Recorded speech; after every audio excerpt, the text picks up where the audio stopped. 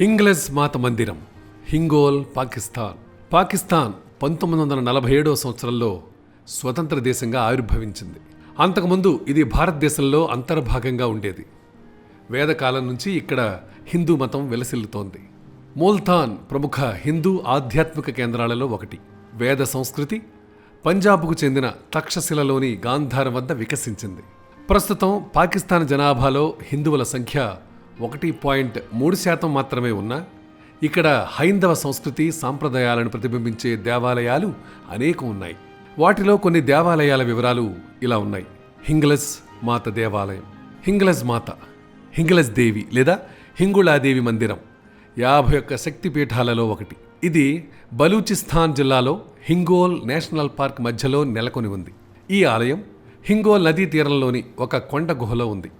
పాకిస్తానీయులు ఈ ఆలయాన్ని నానీ మందిరంగా పిలుస్తారు. పురాణ గాథలు.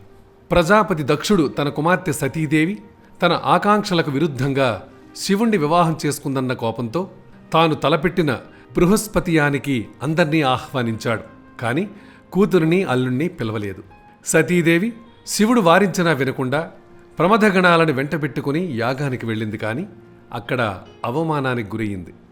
ముఖ్యంగా శివనింద సహించలేక ఆమె యోగాగ్నిలో భస్మమైంది. ఆగ్రహించిన శివుడు తన గణాలతో యాగశాలను ధ్వంసం చేశాడు. కానీ సతీ వియోగ దుఃఖం తీరని శివుడు ఆమె మృత శరీరాన్ని అంటిపెట్టుకుని ఉండి తన జగద్రక్షణా కార్యాన్ని మానివేశాడు. దేవతల ప్రార్థనలు మన్నించి విష్ణువు సుదర్శన చక్రంతో ఆ దేహాన్ని ఖండాలుగా చేసి శివుణ్ణి కర్తవ్యోన్ముఖుణ్ణి చేశాడు.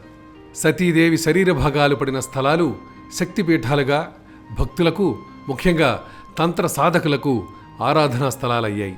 వాటిలో శిరోభాగం అంటే బ్రహ్మరంధ్రం ఈ హింగోళ ప్రాంతంలో పడిందని అంటారు. మరొక స్థల పురాణం ప్రకారం త్రేతాయుగంలో విచిత్రుడు అనే సూర్యవంశానికి చెందిన క్షత్రియ రాజుకు హింగోళుడు, సుందరుడు అనే కుమారులు పుడతారు. వీరు ప్రజలను, ఋషులను పీడించి హింసిస్తుంటారు. ఆ రాకుమారుల బారి నుంచి తమను రక్షించవలసిందిగా ప్రజలు శివుణ్ణి ప్రార్థిస్తారు. శివుని ఆజ్ఞానుసారం గణపతి సుందరుణ్ణి సంహరిస్తాడు. దానితో రెచ్చిపోయిన హింగోళుడు మరింత విజృంభించి ప్రజలపై ప్రతీకారం తీర్చుకుంటాడు. దానితో బెంబేలెత్తిన ప్రజలు పరాశక్తిని ఆశ్రయిస్తారు. శక్తి అతన్ని వెంటాడుతూ ఈ గుహలలో తన త్రిశూలంతో సంహరిస్తుంది. చనిపోయే ముందు హింగోళునికిచ్చిన వరం ప్రకారం ఆ ప్రాంతంలో నెలకొని అతడి పేరుతో హింగుళాదేవిగా ప్రసిద్ధి చెందింది. మరో ఇతిహాసం ప్రకారం పరశురాముడు క్షత్రియ సంహారం చేస్తున్నప్పుడు 12 మంది బ్రాహ్మణులు క్షత్రియులను బ్రాహ్మణ వేషం వేసి పరశురాముడికి వారిని బ్రాహ్మణులుగా నమ్మించి కాపాడతారు. ఆ క్షత్రియుల సంతతి తరువాతి కాలంలో బ్రహ్మక్షత్రియులుగా పిలువబడుతున్నారు. ఈ బ్రహ్మక్షత్రియుల కులదేవత హింగుళాదేవి. మరో కథనం ప్రకారం దధీచి మహర్షి రత్నసేనుడు అనే సింధుదేశ రాజుకు పరశురాముడి బారి నుంచి రక్షించటానికి ఆశ్రయమిస్తాడు. దధీచి ఆశ్రమంలో లేని సమయం చూసి పరశురాముడు రత్నసేనుణ్ణి సంహరిస్తాడు. రత్నసేనుడి కుమారులను బ్రాహ్మణ వటువులుగా భావించి వదిలివేస్తాడు. వారిలో జయసేనుడు సింధు రాజ్యానికి మరలి వెళ్లి పరిపాలన కొనసాగించాడు. పరశురాముడు అతన్ని మట్టుబెట్టడానికి వచ్చినప్పుడు దధీచి మహర్షి ప్రసాదించిన హింగుళాదేవి మంత్ర ప్రభావంతో కాపాడబడతాడు. ఈ దేవి జయసేనుణ్ణి కాపాడటమే కాక పరశురాముని క్షత్రియ వధను నిలిపివేయమని ఆజ్ఞాపిస్తుంది. ప్రతి ఏటా ఏప్రిల్ మాసంలో 4 రోజుల పాటు ఇక్కడ ఉత్సవాలు నిర్వహిస్తారు. ఆ సమయంలో సాధువులు, హఠయోగులు ఈ దేవిని కొలుస్తారు.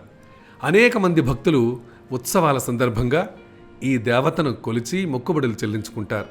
స్థానిక ముస్లింలు ఈ దేవతను బీబీ నానిగా కొలుస్తారు.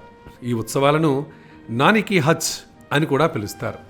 అదండి, ముస్లింలు కూడా కొలిచే ఈ శక్తిపీఠం ప్రాధాన్యత, విశేషం చూశారు కదా. ఇలాంటి అనేక అంశాలు మా దగ్గర ఉన్నాయి. ఇవన్నీ కూడా మీరు తెలుసుకోవాలి, చూడాలి అనుకుంటే ఏం చేయాలి? సింపుల్గా మా ఛానల్ని సబ్స్క్రైబ్ చేసుకోవాలి. దాంతోపాటు మీ అమూల్యమైన సలహాని, సూచనని కూడా మాకు అందించండి.